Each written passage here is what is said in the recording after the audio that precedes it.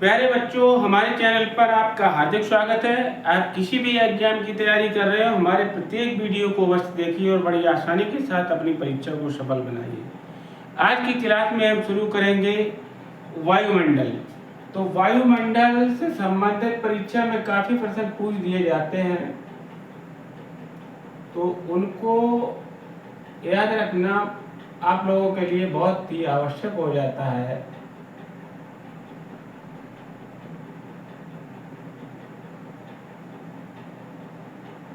तो वायुमंडल जो है, वायु प्लस मंडल, दो शब्दों से मिलकर बना है। अर्थात जो वायु है उसका घेरा जो है, उसका क्षेत्र जो है पृथ्वी के चारों तरफ, जो पृथ्वी के चारों तरफ वायु का घेरा है या वायु का जो आवरण है उसको हम वायुमंडल कहते हैं। तो इसी तरीके से कोई भी ग्रह है तो उसका अपना एक वायुमंडल होता है, उसका अपना एक घेरा होता है, उसका अपना एक क्षेत्र होता है।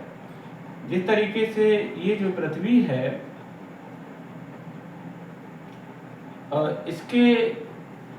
इसका जो घेरा है, इसके चारों तरफ घेरा होगा, तो कितनी ऊंचाई तक वायु का जो आवरण है वो ग्रह के चारों तरफ होना ही उसका वायुमंडल कहलाता है। तो पृथ्वी के परिप्रेक्ष्य में जब हम बात करते हैं तो वायुमंडल जो संगठक है वो कई गैसों से मिलकर बना है। तो इस तरीके से कभी कभार प्रश्न पूछ देता है कि वायु क्या है। तो वायु जो है एक प्रकार का मिश्रण है, क्योंकि इसमें जो काफी भौतिक तत्व मिले हुए हैं तो उसकी वजह से वायु जो है मिश्रण है। यहीं पर अगर पूछ देता है यौगिक, तो यौगिक में दो पदार्थ हैं वो निश्चित अनुपात में मिले होते हैं। दो रासायनिक पदार्थ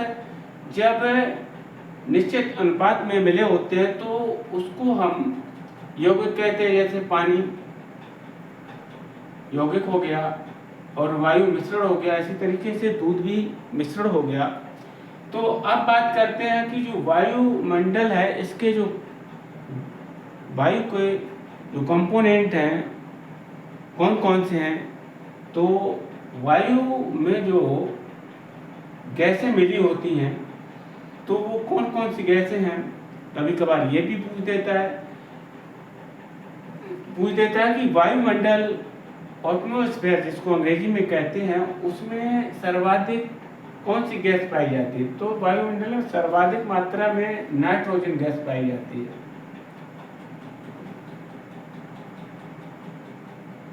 नाइट्रोजन।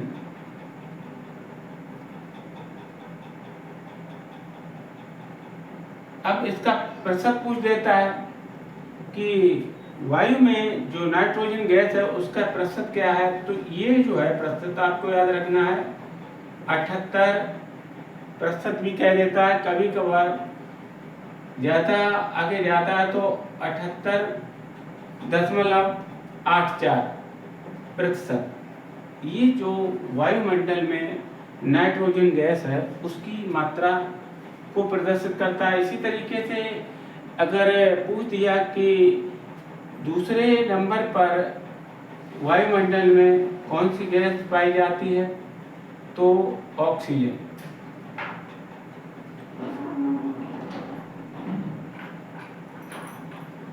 ऑक्सीजन गैस है वायुमंडल में, पूछता है कि कितने प्रतिशत पाई जाती है। तो ये जो है कभी कभार 21% भी दे देता है और ज़्यादा एक्यूरेसी जाती है तो 20.95 या 94 करके इसका प्रतिशत जो है दिखाता है। तो ये भी याद रखना। अब जो तीसरे नंबर पर प्रतिशत के तौर पर जो गैस आती है वह है ऑर्गन। तो कभी कभार ये भी पूछ देता है कि इन गैसों को अवरोही क्रम में लिखिए। तो ऑर्गन जो है इसका प्रतिशत 0.954 प्रस्तुत है इसका। इसी तरीके से कार्बन का भी पूछ देता है। कार्बन डाइऑक्साइड जो गैस है, तो वायुमंडल में CO2 की कितनी मात्रा है, कितना प्रतिशत पाया जाता है, तो इसको भी याद रखना है। तो ये जो है आपकी 0.36%, कभी कभार इसको 0.4 के रूप में भी लिख देता है, तो ये भी बात रखना।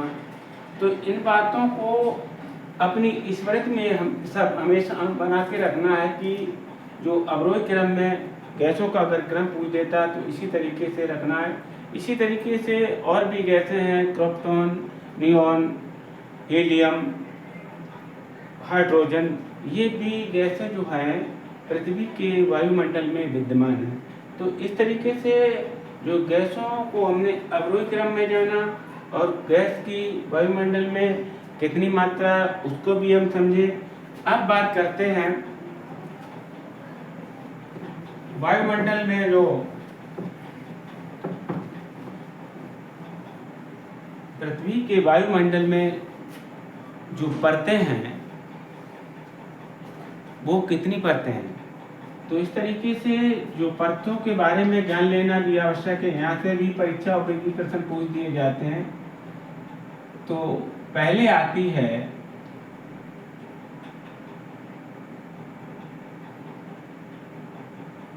क्षोभ मंडल। तो क्षोभ मंडल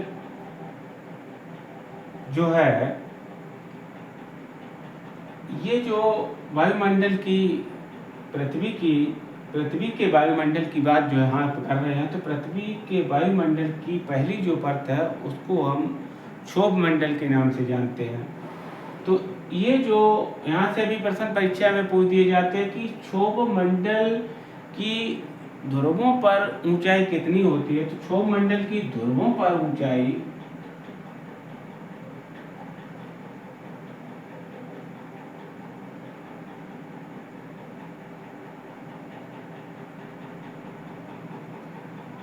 ये 8 से 10 किलोमीटर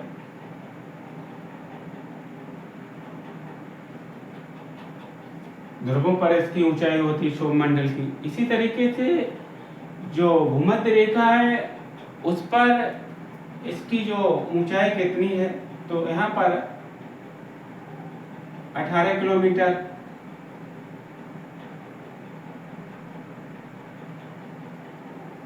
भूमध्य रेखा पर। इसी तरीके से अगर औसत पूछ देता है कि क्षोभ मंडल की औसत ऊंचाई कितनी है, तो 16 किलोमीटर।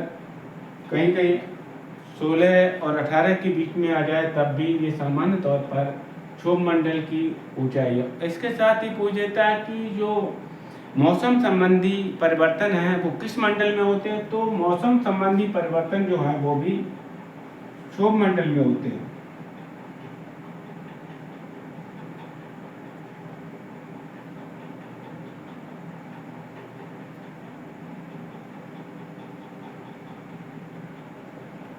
अब कभी कभार पूछ देता है कि क्षोभ मंडल के बाद कौन सा मंडल शुरू होता है, तो उसको भी याद रखना है कि क्षोभ मंडल के बाद में जो है आपका जो मंडल आता है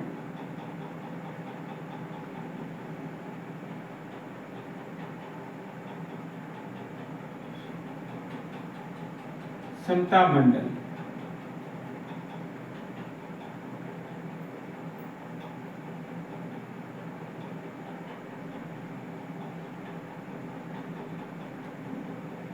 क्षोभ मंडल के बाद समता मंडल आता है। तो समता मंडल से भी परीक्षा में काफी प्रश्न पूछ दिए जाते हैं। इनको आप अपनी स्मृति में बना के रखना है।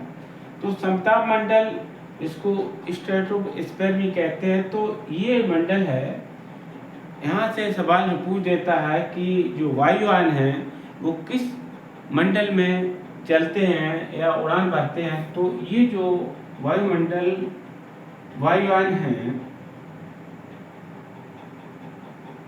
समताप मंडल में उड़ते हैं।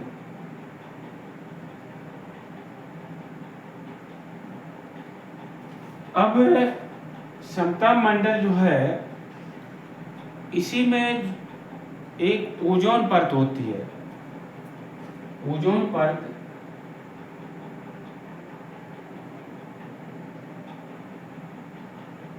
किस मंडल में पाई जाती है? तो ओजोन परत जो है समताप मंडल में पाई जाती है। तो इस तरीके से ये जो ओजोन परत है, इसका क्या कार्य है? तो ओजोन परत है, ओजोन परत सूर्य से जो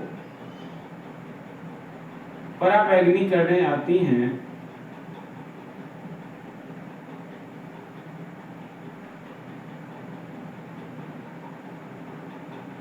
उनको अवशोषित कर लेती है, उनको पृथ्वी पर आने से रोक देती है।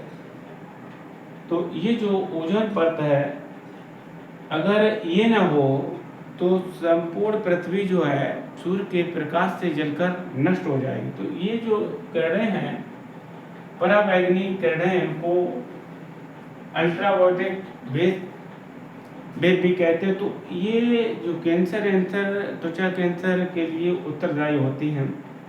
तो ये भी बात हम समताप मंडल के अंतर्गत जाने। अब हम बात करते हैं जो नेक्स्ट मंडल है हमारा, मध्य मंडल।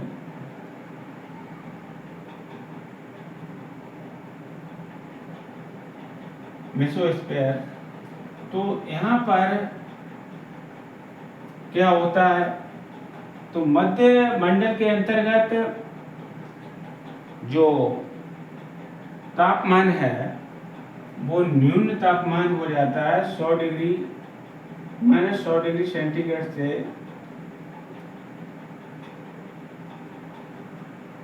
-90 डिग्री सेंटीग्रेड तक मध्य मंडल का तापमान पाया जाता है। अब कभी कभार पूछ देता है, उल्कापिंड जैसी जो घटनाएं हैं वो किस मंडल में होती हैं? तो उल्कापिंड जैसी घटनाएं हैं वो मध्य मंडल में होती हैं। तो मध्य मंडल के अंतर्गत हमने इन तथ्यों को जाना। इसी तरीके से पूछ देता है कि मध्य मंडल के बाद अगला कौन सा मंडल आता है? तो वायुमंडल जो पृथ्वी का है उसमें मध्य मंडल के बाद आयन मंडल आता है।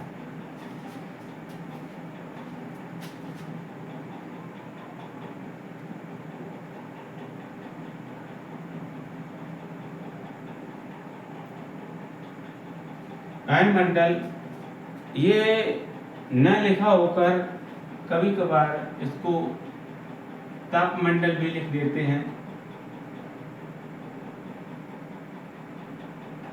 आयन मंडल और तापमंडल बात एक ही है। तो यहाँ पर जो आयन मंडल के अंतर्गत परीक्षा उपयोगी प्रश्न क्या बन सकते हैं? आयन मंडल के अंतर्गत ये पूछ देता है कि जो रेडियो और टेलीविजन की जो तरंगें हैं वो किस मंडल से पृथ्वी पर आती है, किस मंडल से परावर्तित होकर पृथ्वी पर आती है? तो आयन मंडल से परावर्तित होकर ये जो है रेडियो तरंगें पृथ्वी पर आती हैं। तो इस तरीके से इस आयन मंडल या तापमंडल, यहाँ पर जो इस मंडल का तापमान है वो बहुत अधिक हो जाता है 700 डिग्री सेंटीग्रेड तक। 400 डिग्री सेंटीग्रेड से लेकर 700 डिग्री सेंटीग्रेड तक भी हो जाता है। तो ये आयन मंडल जो है रेडियो तरंगें पृथ्वी पर भेजता है। यहाँ पर कभी कभार ये भी पूछ देता है कि जो इंटरनेशनल स्पेस स्टेशन है वो किस मंडल में स्थापित होती है? तो आयन मंडल में अंतर्राष्ट्रीय अंतरिक्ष स्टेशन ये जो है आयन मंडल में स्थापित होती है।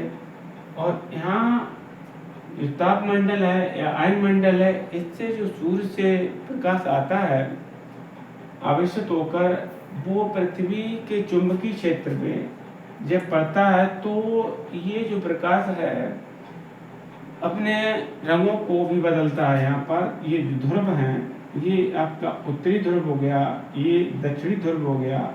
यहाँ पर जो तापमंडल से प्रकाश आवेशित होकर पृथ्वी के चुंबकीय क्षेत्र में जब आता है तो उत्तरी ध्रुव पर उत्तरी ध्रुवीय ज्योति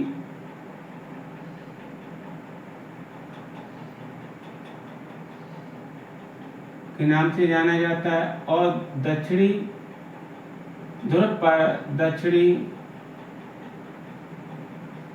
ध्रुवीय ज्योति, इसको इस ध्रुवीय ज्योति को अंग्रेजी में अरोरा नाम से भी जानते हैं। तो इस तरीके से अगर अरोरा की बात करता है कि जो अरोरा की घटना है वो किस मंडल से बनती है, तो ये आयन मंडल से अरोरा की घटनाएं बनती हैं। जो घटनाएं बनती हैं, जो प्रकाश ध्रुवीय प्रकाश जो दिखाई देता है उत्तरी ध्रुव में, जब ये प्रकाश दिखाई देता है तो इसको हम किस नाम से जानते हैं? इसको हम जानते हैं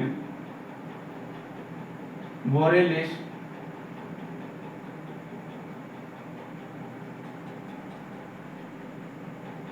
अरोरा।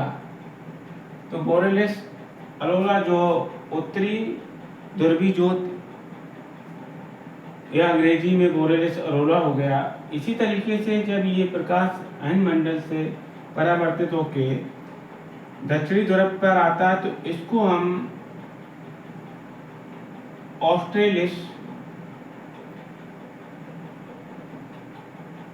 अरोरा या अरोरा ऑस्ट्रेलिस इस नाम से जानते हैं। तो इस तरीके से इन बिंदुओं को भी आपको अपने स्मृति में रखना है। अब कभी कभार पूछ देता है कि जो ध्रुवीय ज्योति है अरोरा बोरेलिस या बोरेलिस अरोरा है वो किस रंग का होता है, किस रंग का दिखाई देता है? तो ये सामान्य तौर पर हरे और लाल रंग का दिखाई देता है। वैसे तो कोई भी रंग हो सकता है, हरा, लाल, नीला, बैंगनी, सफेद, कोई भी रंग हो सकता है, लेकिन आमतौर पर जब उत्तरी ध्रुव पर ये दिखाई देता है तो यहाँ पर ये हरे और लाल रंग नारंगी रंग में दिखाई देता है। और जब दक्षिणी ध्रुव पर ये दक्षिणी ध्रुवीय ज्योति अरोरा जब दिखाई देती है तो ये नीले और बैंगनी रंग में दिखाई देता है। तो यह भी हम जाने कि किस तरीके से जो अरोरा है बनता है, कहाँ से क्या होता है, इस बात को भी जाने। अब जो हमारी नेक्स्ट पार्ट आती है वह बहिर्मंडल है।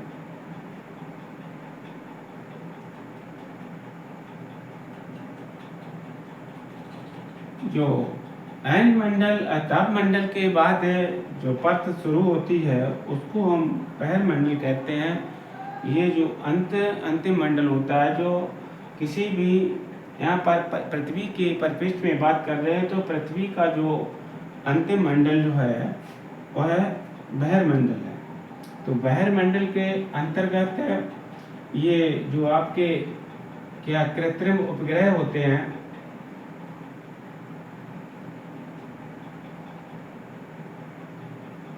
इसी मंडल में स्थापित किए जाते हैं। तो यहाँ पर जो पृथ्वी के वायुमंडल की परतें थी और उससे संबंधित जो महत्वपूर्ण प्रश्न बन सकते थे उनको हम जाने। अब जो कुछ पॉइंट छूट गए हैं, जिस तरीके से आयन मंडल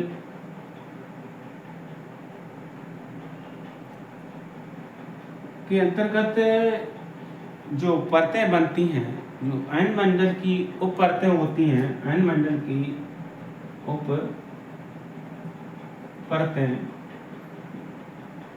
तो यह परतें होती हैं परत डी, परत ई और परत एफ। तो ये उपपरतों के भी अपने कार्य हैं।